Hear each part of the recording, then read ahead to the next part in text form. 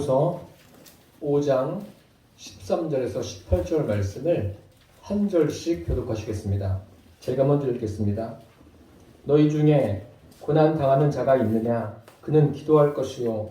즐거워하는 자가 있느냐? 그는 찬송할지니라. 너희 중에 웃는 자가 있느냐? 그는 그의 장모를 축복할 것이요. 그는 그의 이름으로 교훈을 하며 그를 위하여 기도할지니라. 믿음의 기도는 병든 자를 구원하리니 주께서 그를 일으키시리라. 혹시 죄를 범하였을지라도 사하심을 받으리라. 그러므로 너희 죄를 서로 고백하며 병이 낫기를 위하여 서로 기도하라. 의인의 강구는 역사하니 크니라. 엘리야는 우리와 성정이 같은 사람이로되 그가 비가 오지 않기를 간절히 기도한즉 3년 6개월 동안 땅에 비가 오지 아니하고 다시 기도하니 하늘이 비를 주고 땅이 열매를 맺었느니라. 아멘. 말씀의 제목은 믿음의 기도입니다. 최근에 미국 명문가 변호사가 저지른 범죄로 인해서 미국 사회는 큰 충격을 받고 있습니다. 변호사로서 원칙을 잘 지켜서 행해야 될 사람이 누구보다 원칙을 잘 알고 지켜야 될 사람이 그 원칙을 무시하고 행한 결과라 볼 수 있습니다. 우리의 신앙과 삶에는 원칙이 있습니다. 원칙이 잘 세워지면은 그 사람의 삶은 여러 가지 일들을 겪을지라도 그것에 대해서 잘 대처할 수 있는 그러한 힘이 생깁니다. 원칙은 삶의 질서를 유지하는 데 필요하다는 말씀입니다. 신앙생활도 마찬가지입니다. 특별히 기도에도 그렇습니다. 기도에도 원칙이 있습니다. 오늘 이 말씀을 통해서 기도의 원칙이 무엇인가를 함께 나누려고 합니다. 첫째로 고난당할 때 기도하라고 합니다. 오늘 말씀해 보니까 너희 중에 고난당하는 자가 있느냐? 그는 뭐 하라고 합니까? 기도할 것이요. 이 말씀은 많은 분들이 암송하고 계십니다. 당연하지 않습니까? 고난당할 때 기도하는 것 너무나도 당연하죠. 이 의미가 무엇인가가 중요합니다. 고난당할 때 예수 믿지 않는 분들도 누군가를 의지하려고 합니다. 그래서 자기가 믿는 신들에게 구하기도 합니다. 그리고 예수 믿는 사람들은 당연히 누구에게 구합니까? 살아계신 하나님 앞에 자기가 처한 고난의 현실에 대해서 주님 앞에 기도하고 있습니다. 이것은 당연한 거예요. 그리고 고난이라는 것은요, 우리가 잘 아는 대로 누구도 예외 없이 인생을 살아가면서 다 겪는 게 고난이에요. 그 종류와 모양이 다를 뿐이지 누구나가 다 고난을 겪습니다. 그래서 그 고난 앞에 기도하는 거예요. 기도할 때 특별히 그리스도인들 중에는 주님, 이 고난이 저의 죄 때문에 온 것 같습니다. 그러면서 주님 앞에 고난에 대해서 회개합니다. 회개하고 주님의 그 역사하심을 기대하면서 기다립니다. 또 기다리는데 인내하면서 기다려요. 언제 이것이 해결되어질까? 이것이 그리스도인들의 기도의 모습입니다. 그렇다면 오늘 본문에 야고보서에 기록된 너희 중에 고난당하는 자가 있느냐? 그는 기도할 것이요. 여기에는 무슨 의미가 담겨져 있을까요? 그냥 주님 앞에 주님, 제가 이런 문제가 있고 이런 어려운 일들이 있습니다. 이것을 해결해 주세요. 이런 의미일까요? 단순히 그런 의미가 아닙니다. 여기에 고난 당하는 자가 있느냐? 그는 기도할 것이요. 기도하라는 의미는 무엇인가 하면 하나님을 생각하라는 거예요. 왜 이런 고난이 나에게 왔는가? 왜 주님께서 이런 고난을 겪게 하시는가? 고난을 통해서 주님을 생각하라는 거예요. 저도 지금 고난을 겪고 있고 여러분들도 다 다양한 고난을 겪고 있지 않습니까? 그 고난 앞에서 주님, 저에게 왜 이런 고난을 겪게 하고 계십니까? 라고 주님께 물으시기를 바랍니다. 그게 바로 기도하는 거예요. 주님, 왜 이런 고난을 겪게 하십니까? 그리고 그 속에서 주님 계심을, 주님 역사하심을 그리고 보시고 주님을 만나는 그러한 일들이 여러분에게 있게 되기를 바랍니다. 실제로 어떤 급한 상황에 다다르면 주님 살려주십시오. 이렇게 절박하고 급박한 상황에서는 이 말밖에 나오지 않습니다. 그게 사람 아닙니까? 그런 상황에서도 저와 여러분이 기도하는 목적이 어떤 문제 해결이 되면 안 됩니다. 문제 해결이 아니라 그 기도를 통해서 주님의 뜻을 알고 주님을 만나는 역사가 있게 되기를 축복합니다. 우리가 잘 아는 대로 이스라엘은 처음에 시작할 때 단일 왕국으로 시작했습니다. 단일 왕국이라는 것은 한 나라죠. 그래서 사울 왕 40년, 다윗 왕 40년, 솔로몬 왕 40년 이렇게 세 왕이 이어지면서 단일 왕국으로 나갔어요. 그 다음에 솔로몬의 아들과 솔로몬의 신하로 인해서 나라가 둘로 나뉘어집니다. 그래서 북이스라엘, 남유다 이렇게 나눠져서 북이스라엘에도 왕이 있고 남유다에도 왕이 있습니다. 남유다에 여호사밧이라는 왕이 통치할 때 어떤 일이 있었냐면 암몬과 모압 그리고 마온 사람들이 쳐들어왔어요. 쳐들어오는 이유는 다른 게 아니죠. 나라를 빼앗고 그들이 가지고 있는 것을 강탈하기 위해서 들어온 거죠. 그럴 때 여호사밧이 자기가 할 수 있는 게 없는 거예요. 너무나 그 나라들이 강력하니까 할 수 있는 게 없어요. 그래서 주님 앞에 이렇게 말합니다. 주님, 이 큰 무리로 인해서 저는 대적할 능력이 없습니다. 어떤 방법도 없습니다. 그래서 어떻게 했다는 겁니까? 여호사밧이 오직 주만 바라봅니다. 주님만 바라보는 거예요. 그 고난의 상황에서 그 고난을 주신 분이 주님이란 걸 알고 있는 거예요. 그게 기도예요. 주님만 바라보는 거예요. 여호사밧만 그런 것이 아니라 여호사밧 왕이 그렇게 하니까 백성들이 어떻게 합니까? 다 자기 가족들을 데리고 나옵니다. 아내도 데리고 나오고 아이들도 어린이도 다 데리고 나와서 그들이 하나님 앞에 서 있습니다. 온 국민이 그렇게 된 거예요. 저는 대한민국이 좀 이런 모습이 있었으면 좋겠어요.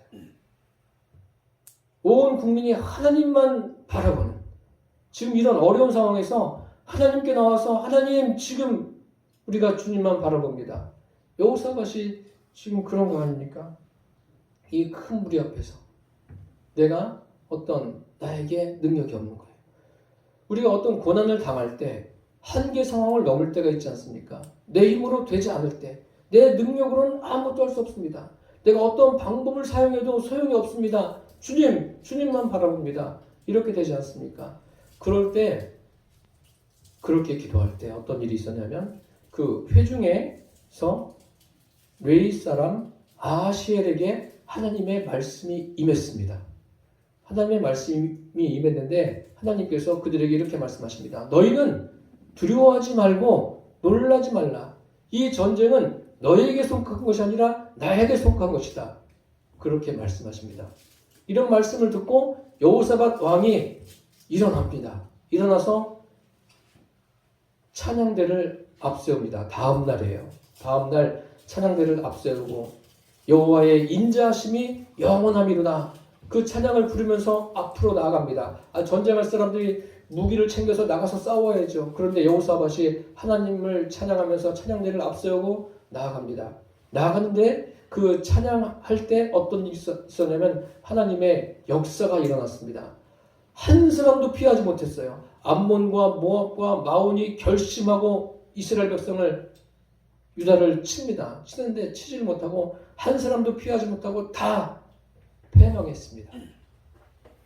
하나님의 역사하심입니다. 그래서 저와 여러분도 고난 당할 때 오직 주님께만 집중하시기를 바랍니다. 물론 우리가 크고 작은 고난이 해결되기를 바라는 것은 누구에게나 있습니다. 주님은 해결도 주십니다. 해결도 주시는데 그런 과정과 해결되는 시간을 통해서 주님을 만나는 역사가 있기를 축복합니다. 이것이 제일 중요한 거예요. 너희 중에 고난당하는 자가 있느냐? 그는 기도할 것이요. 그 상황을 말씀드려서 해결함 받으라 이런 정도가 아니라는 거예요. 주님을 만나려는 겁니다. 욥을 보세요. 고난당할 때 뭐라고 말합니까? 주신 자도 여호와시고 취하신 자도 여호와이십니다. 정확하게 말하지 않습니까?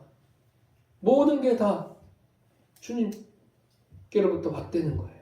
그리고 이 고난을 통해서 주님께서 무엇인가 하시려고 하시는 게 있구나. 그러면서 주님께 욥이 집중하고 있습니다.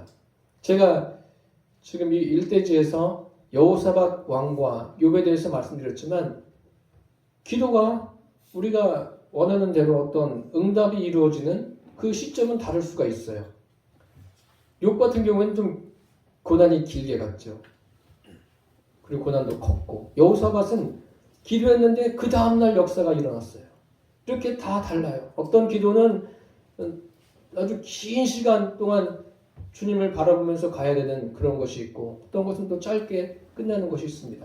공통점이 무엇인가 하면 어떤 것이 되었든 주님을 만나는 게 그런 사건이 있어야 됩니다. 저와 여러분이 지금 기도하는 모든 제목을 통해서 문제 해결이 목적이 아니라 주님을 만나는 것이 목적임을 알고 기도하시기를 바랍니다. 그래서 주님이 나에게 이렇게 역사하시는구나, 나의 인생을 이렇게 이끌고 가시는구나, 그것을 경험하는 저와 여러분 되시기를 축복합니다.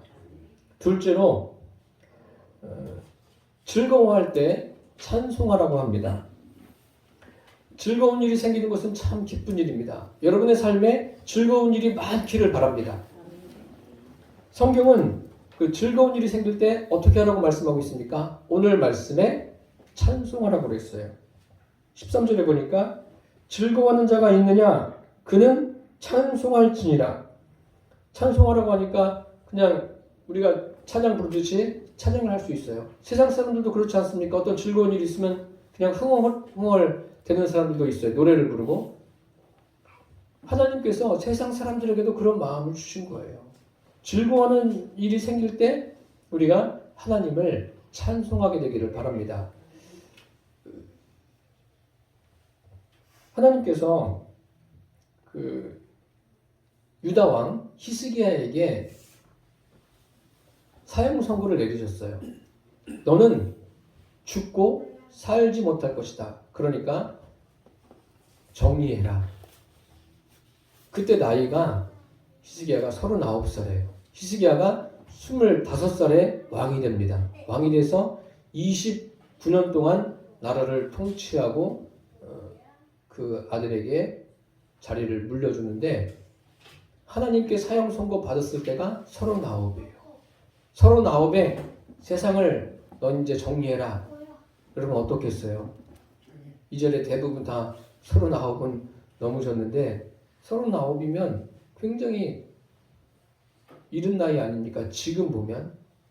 그러니까 이런 말씀을 듣고서 히스기야가 하나님 앞에 기도합니다. 전심으로 하나님 앞에 기도해요. 간절하게 구합니다. 하나님께서 역사하셔서 그 병을 치료해 주셨어요. 그리고 히스기야의 생명을 15년 연장시켜 줍니다. 그래서 히스기야가 39세에서 15년을 더 유다를 통치해 갑니다. 그래서 총 다스린 시간이 29년입니다. 이렇게 병이 나았으니까 어떨까요? 굉장히 기쁜 일이 아닙니까? 죽는다고 그랬는데 살아났어요. 이 기쁜 일. 그러면 히스기야도 이 기쁜 일을 가지고 하나님을 찬양해야 되는데 히스기야가 어떤 일을 저지르냐면 이런 소식을 듣고 바벨론에서 사신을 보냅니다. 사신이 왔어요. 사신이 왔는데 히스기야가 어떤 일을 하냐면 자기가 가지고 있는 보물찾고를 다 보여줘요. 그 사신에게. 그리고 자기 그 성전 안에 있는 것들도 다 보여줍니다. 왕궁에 있는 것들도 다 보여줘요. 그러니까 그런 후에 하나님의 말씀이 그에게 임합니다. 앞으로 이 나라가 유다가 바벨론으로 옮겨갈 것이다. 심판의 말씀이죠. 그 실제로 유다가 주전 586년에 바벨론에 의해서 점령당하지 않습니까? 히스기야가 그 사신들이 왔을 때 자기가 가지고 있는 보물들을 자랑할 게 아니에요. 자기가 병 나은 것에 대해서 이것은 전적인 하나님의 은혜입니다. 하나님이 나에게 이렇게 하셨습니다. 그리고 왜 하셨는지 그것까지도 그들에게 설명해 주었어야 맞습니다.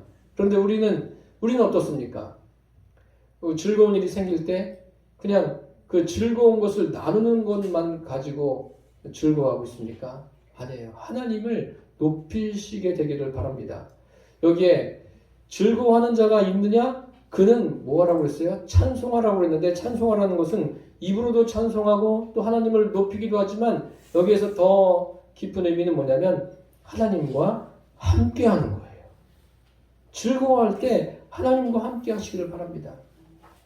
즐거운 일이 생기는 것은 사람들이 내가 열심히 수고하고 노력해서 이런 일이 생겼어 라고 말할 수 있지만 물론 표면적으로 볼 때는 그렇습니다. 그러나 그곳에 그 즐거운 일을 이루신 분이 누구예요? 하나님이세요. 고난도 하나님이 주셨지만 즐거운 일도 하나님이 주신 거예요. 그래서 하나님의 이름을 높여드리고 하나님께서 함께 하셔서 이 일이 이루어졌습니다 라고 고백할 수 있게 되기를 바랍니다. 성경 창세기에 보면 요셉이 애굽에 팔려가서 여러 가지 어려운 일을 겪을 때 사람들이 무엇을 봅니까? 공통적으로 본 게 요셉과 하나님이 함께 하시는구나. 그래서 그게 그 요셉의 삶이 즐거운 거예요. 감당이 되어지는 거예요. 다윗이 통치할 때 그 언약궤가 다윗성으로 들어옵니다. 다윗이 고대하고 기다렸던 거예요.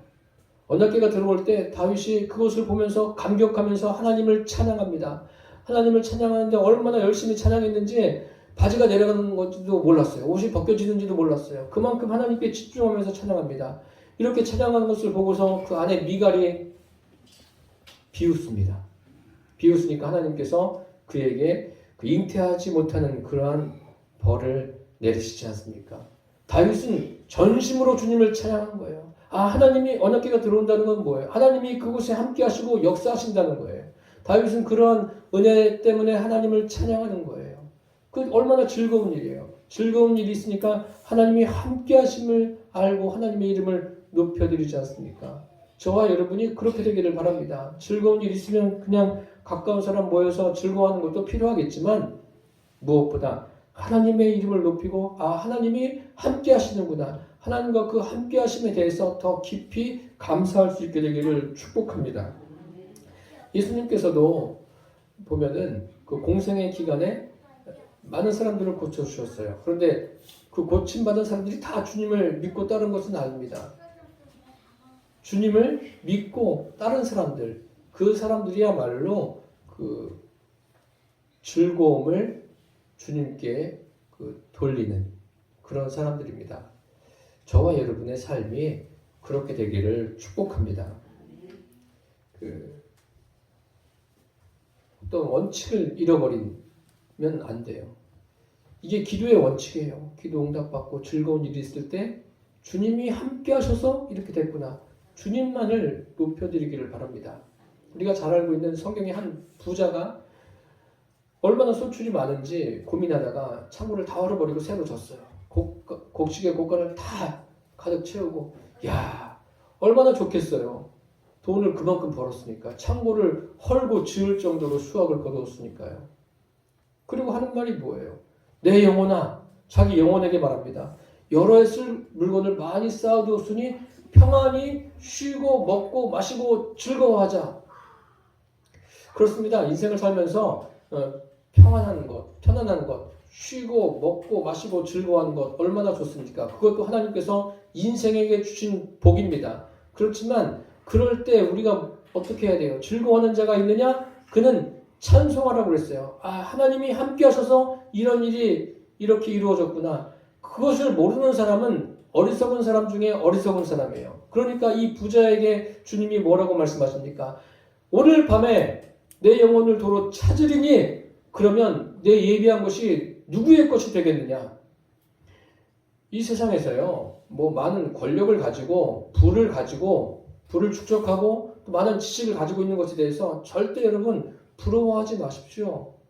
하나님이 각 사람에게 맞는 것을 주신 거예요. 그런데 무엇을 물으시냐면 그것이 내 힘으로 됐냐? 내가 너에게 준 것으로 인정하느냐? 그것을 물으시는 거예요. 그것을 모르고 살면 그것처럼 참 안타깝고 불행한 것은 없습니다. 저와 여러분은 우리가 소유하고 있는 것이 무엇이든지 간에 그것으로 인해서 주님께 감사하고 주님께서 함께 하셔서 이렇게 됐음을 아시고 주님의 이름을 높여드리게 되기를 축복합니다.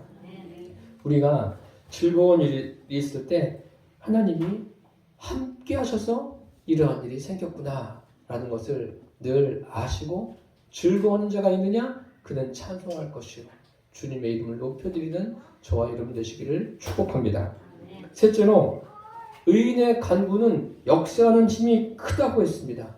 병든 자가 있느냐? 라는 말씀이 있죠. 여기에 14절에 너희 중에 병든 자가 있느냐? 그럼 그 다음에 뭐라고 해야지 좀 맞습니까?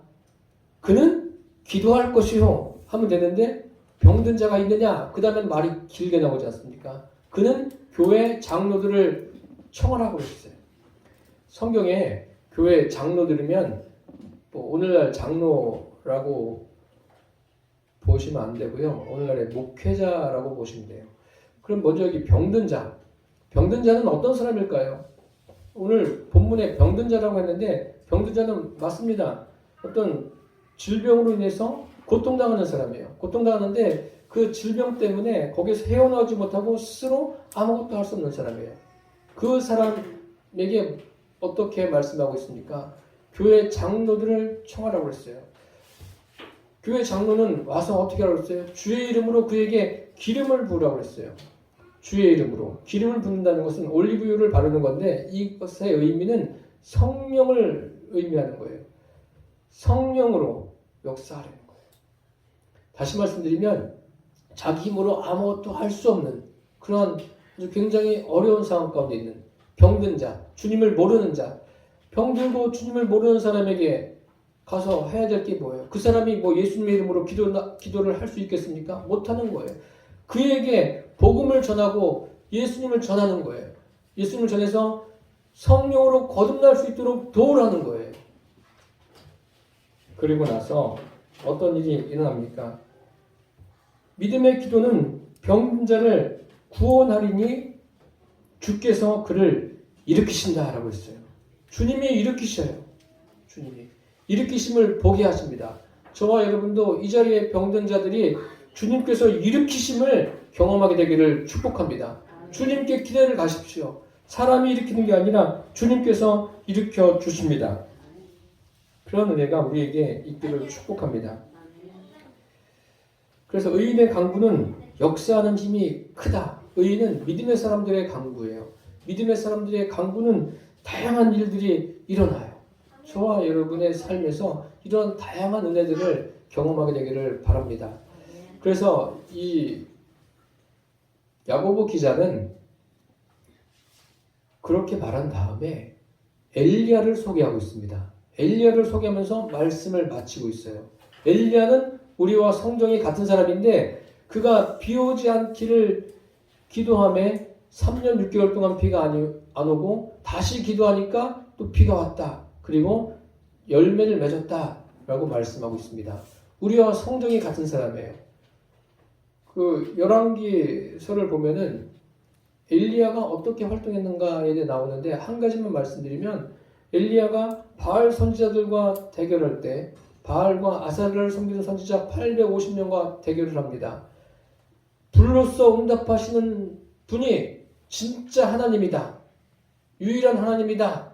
그러니까 바알을 섬기는 선지자들이 제단 앞에서 춤추면서 자기들의 몸을 상해하면서 바알을 부르지 않습니까? 거기엔 역사가 일어나지 않아요. 불로 응답하지 않습니다. 그런데 엘리야의 제단에 그 제단에는 물까지 못 써요. 그 물이 귀한데 3년 동안 기근으로 인해서 어려운데도 물까지 다 붓고 주님 앞에 간구하니까 주님이 불로써 응답하셨어요. 엘리야에게 어떤 능력이 있는 겁니까? 엘리야에게 능력이 있는 것이 아니라 하나님의 능력이 엘리야에게 임한 거예요. 저와 여러분이 기도할 때 응답받는 것 우리에게 능력이 있는 것이 아니라 하나님께 능력이 있는 겁니다. 하나님께 능력이 있다는 것은 어떤 능력입니까? 성령의 능력이에요. 성령의 능력을 기대하십시오. 매일의 삶에서 성령님이 나에게 어떠한 은혜를 베푸실까 그 기대를 하며 살게 되기를 축복합니다. 우리가 시간이 갈수록 그러한 믿음이 깊어져야 돼요. 오직 성령으로 되는 거예요. 예수님께서 말씀하시지 않습니까? 너희가 내가 하는 일을 할 것이요 나보다 더 큰 일을 할 것이다. 그러면 우리에게 능력이 있는 것이 아니라 우리 안에 계신 성령의 능력으로 그러한 일들이 일어납니다.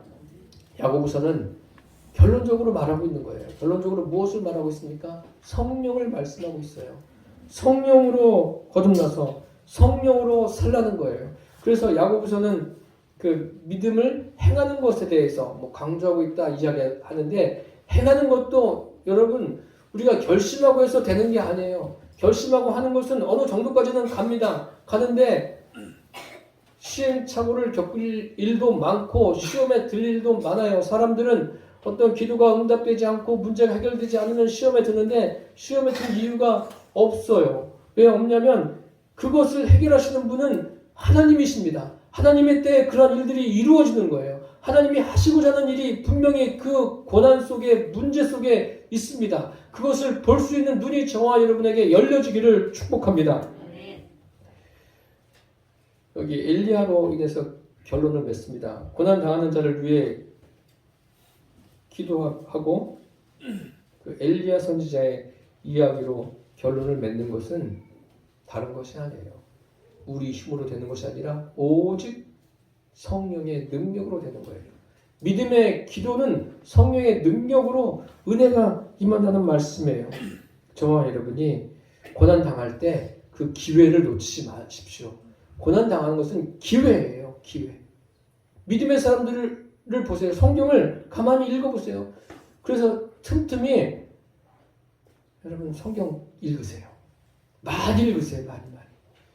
읽고 또 읽고 읽다 보면은 거기에서 하나님이 말씀하시는 그런 음성을 들려집니다. 성경에 이런 말씀이 있어요.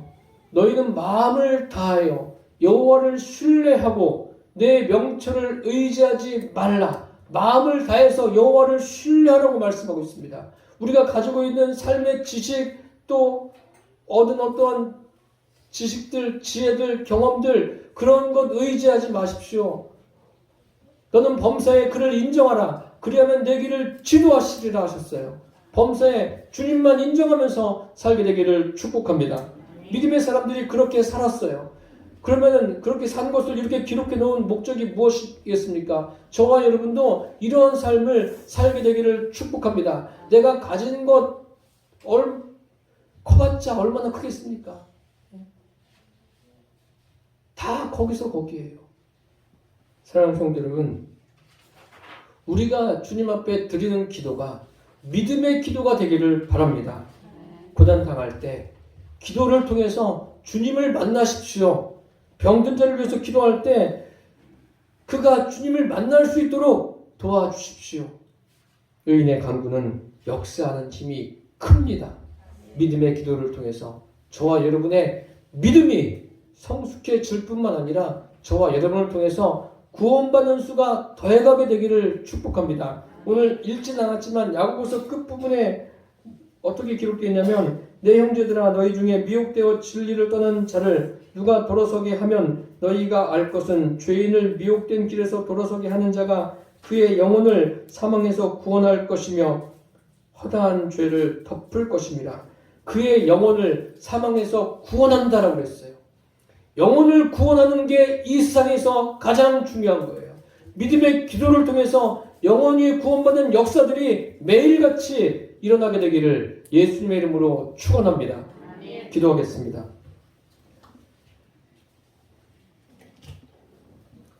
기도의 원칙이 무엇인가를 우리에게 알게 해주셔서 감사합니다. 우리가 주님 앞에 간구하는 모든 것이 믿음의 기도가 되게 하여 주옵소서. 고난 당할 때 주님을 만나게 하시고 병든 자를 위해 기도할 때 그를 주님께로 이끌게 하시고 믿음의 간구가 역사하는 힘이 큼을 우리 모두가 누리게 하여 주옵소서. 예수님의 이름으로 기도드립니다. 아멘.